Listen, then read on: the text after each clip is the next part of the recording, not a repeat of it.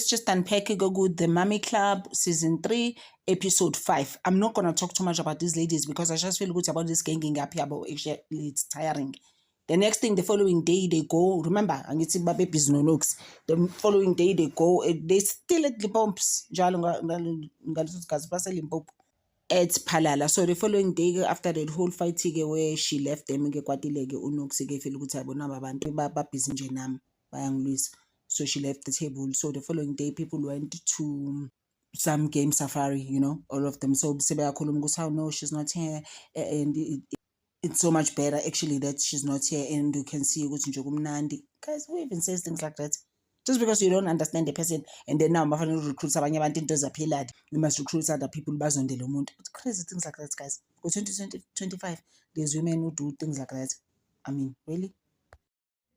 And Babis bakhuluma ngoNoxie in her absence until Mrs. J was like how, and njalo Mrs. J uyamela, and ngitshela Mrs. J besides ukuthi spiritual healer have a right to Mrs. J unontsonto akanaso isikhathi nonsense.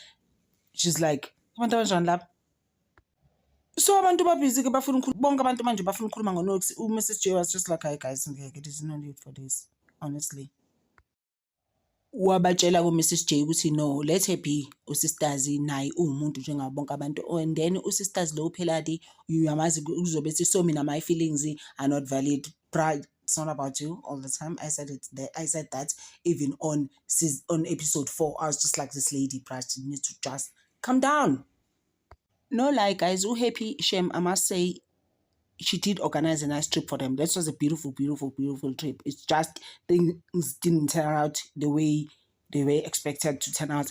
So bazama ke lento abuyokuhleba kakhulu ngomuntu engekho and think you know them and all that, those things, those crazy things, and then by end up again, and then they had lunch after they had like a brunch type of thing after their game drive, and then they went to like a dinner. That dinner happy wabiza uNoxie because I know Noxie come for the dinner. There wasn't much that happened, and then kwaphela kanjalo at the dinner, and then they left Limpopo in Vizik.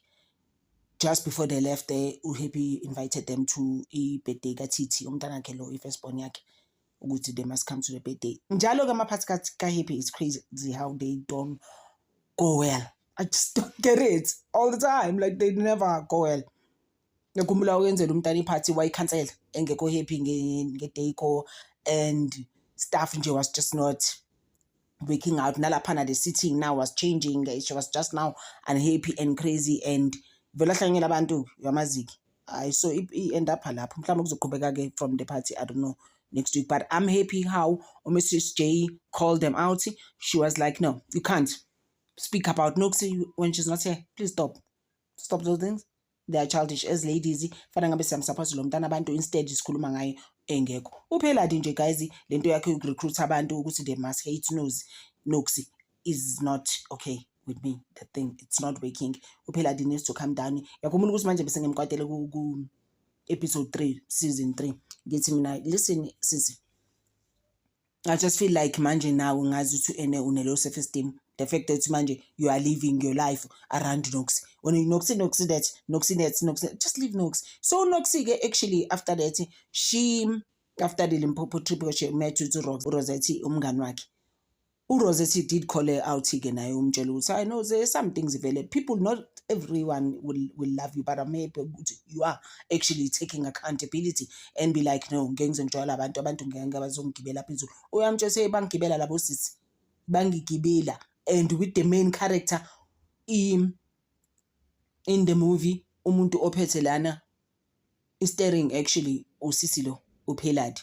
Wathe ka uxombora lePheladi wahanga ngaso sikhathi sebeyaphuza. Angithi no sisters baphuza laphana. It wasn't even mimosas, those things, but they were just drinking. It was like a lunch. She came over to Noxie's place. Baphuzela ngembona nje Rose so ukuthi naye she was now poop drunk sisters. So she was just saying ucabanga. So it ends there guys. Iphela kanjalo labo sisi abahleze bexabana instead of building their families and being mummies. Thank you so much guys. Ngithanda over.